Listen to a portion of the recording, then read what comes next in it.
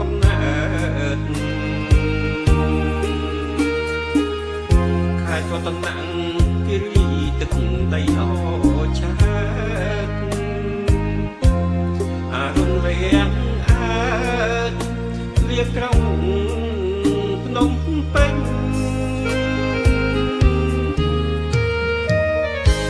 តម្រង់គោលដៅឆ្ពោះទៅភូមិភា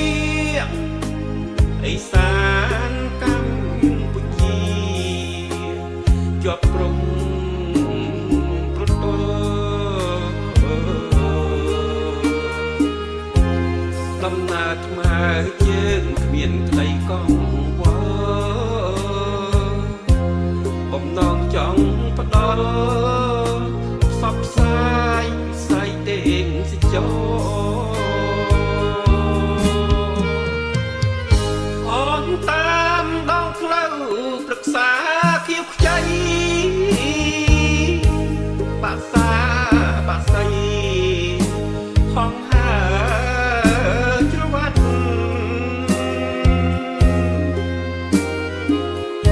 តំពោពុកសតាមវិយោផាត់អនតែរត់តាំឆ្ងាយដាច់អាឡ័យអោក្រុងភ្នំពេញខ្ញុំឃ្លាតឆ្ងាយហើយ500គីឡូផ្លាយដល់ខេត្តរតនគិរី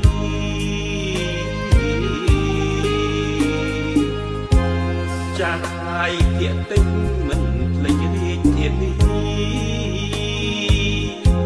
ផ្សព្វផ្សាយរំមនីវិស័យ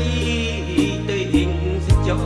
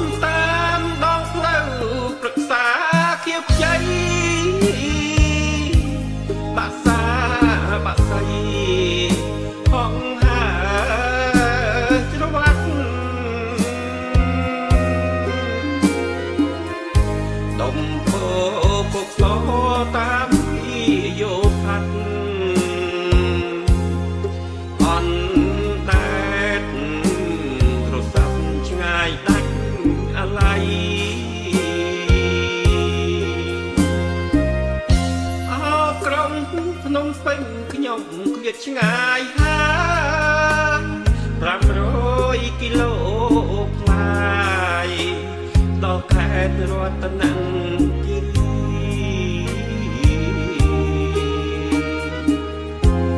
ចាយភាគតិចមិនភ្លេចរាជធានី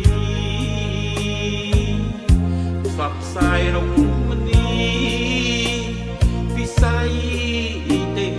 សចរ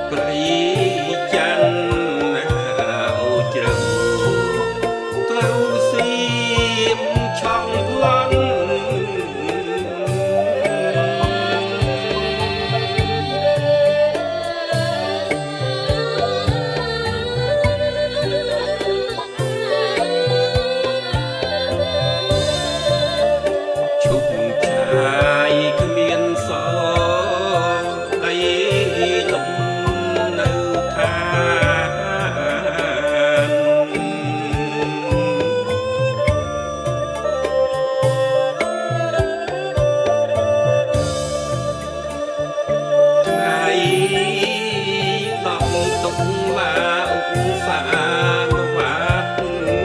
ចៅស៊ី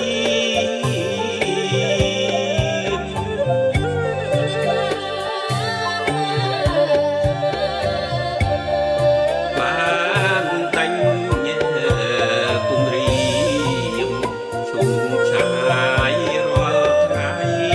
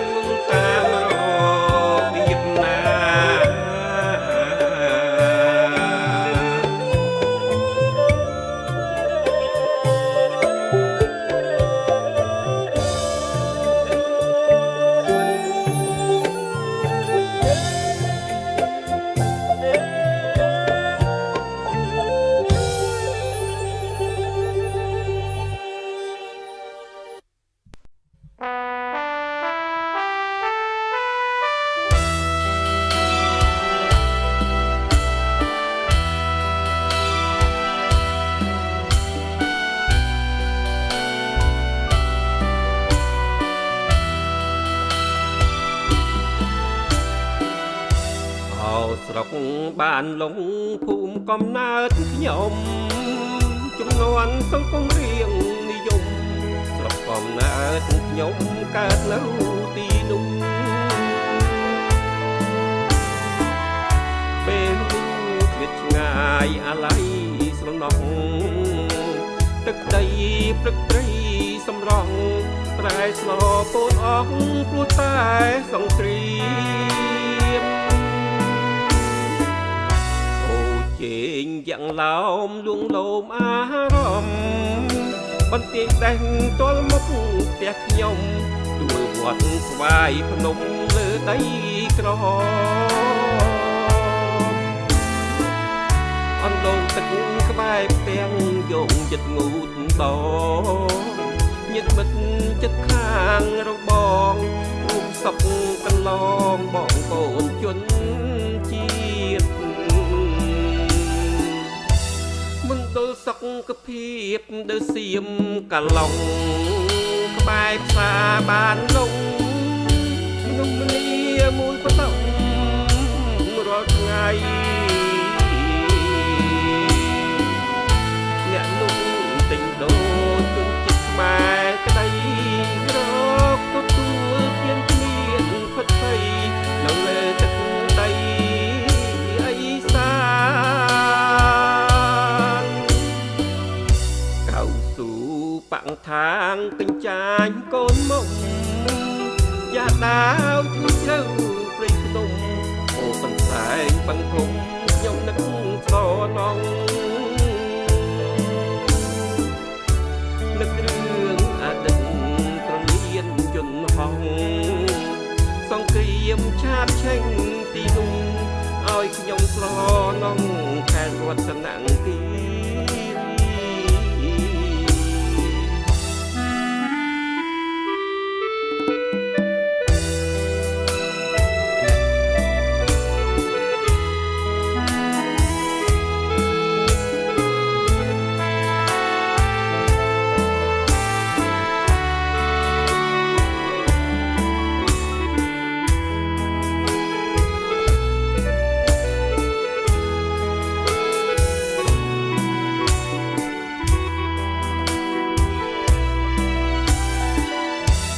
មណ្ឌលសុខភាពដើសៀមកឡុងក្បែរផ្សារបាននងមនុស្សម្នាមួយបតំរាល់ថ្ងៃអ្នកនោះទិញដូរជនជាតិខ្មែរក្តីរកទទួលមានគ្មានផិតភ័យនៅលើទឹកដីអេសា